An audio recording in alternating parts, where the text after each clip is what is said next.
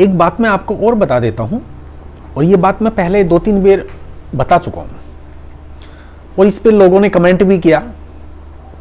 कोई फर्क नहीं पड़ता, क्योंकि जैसी जिसकी सोच होती है वहीं तक के कमेंट करेगा, वहीं तक बोलेगा, हमें कोई फर्क नहीं पड़ता। कि इंसान को ना एक भ्रमित किया जा रहा है, तो त्रिनेत्र को खोलना इसलिए जरूरी है। खास तौर से मैं उनको बता रहा हूं जो कमेंट करके हमसे कहते हैं कि आप लोगों को भ्रमित कर रहे हो या आप गलत बता रहे हो, ये रास्ता तो है ही नहीं। क्योंकि जो भी ये कमेंट करके बोलते हैं वो सब किताबी ज्ञान वाले हैं, उनको सिर्फ किताबी ज्ञान है, आत्मज्ञान नहीं है। यदि आत्मज्ञान होता या किसी आत्मज्ञान वाले गुरु के चेला होते तो इस तरीके से कमेंट ही ना करते कि सतलोक जाना, ये जो पृथ्वी है, तो ये जो ब्रह्मांड है, ये जो रचना हुई है, ये सब सतलोक की है।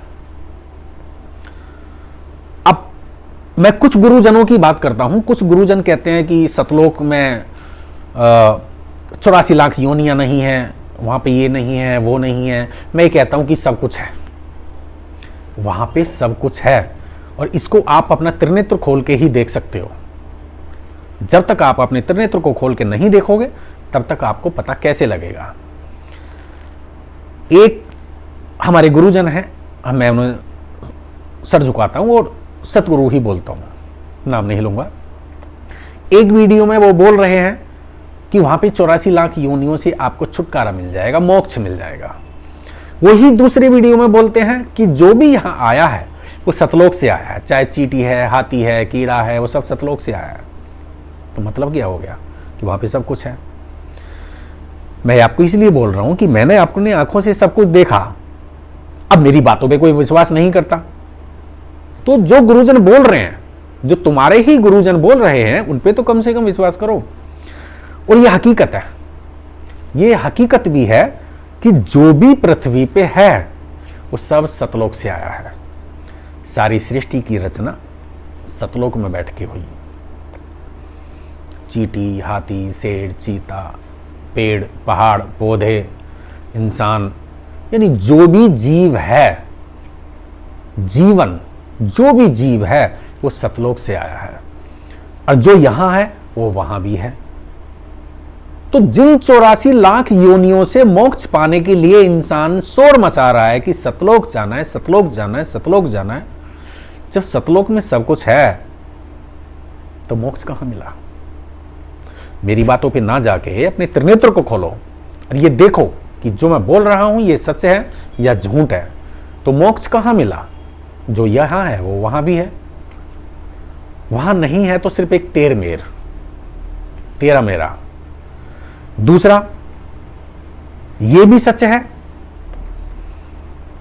कि वहां सबके पास सब कुछ है, लेकिन ऐसा नहीं है कि वहां अमीरी गरीबी नहीं है। यहां से जो लोग वहां जाते हैं, जो कम नाम रट के गया है कि तो वो समझ लो गरीबी में है, जो ज्यादा नाम रट के गया है कि समझ लो अमीरी में है।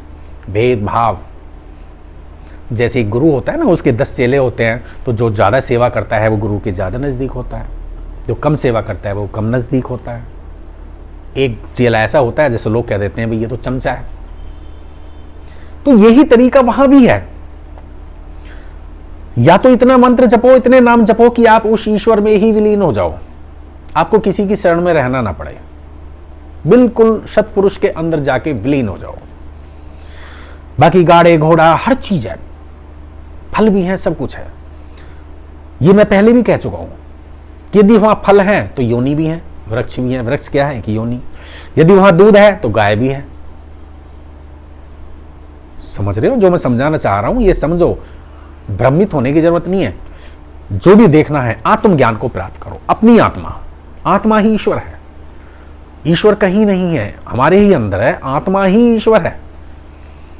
जो भी आपको ज्ञान मिलेगा वो ईश्वर से मिलेगा या आत्मा से मिलेगा, बाकी तो भ्रमित करने वाली बातें हैं। इस त्रिनेत्र को खोल के यदि आप अगम लोक में पहुंच जाते हो तो सबसे ज्यादा ज्ञान आपको अगम लोक का मालिक देगा।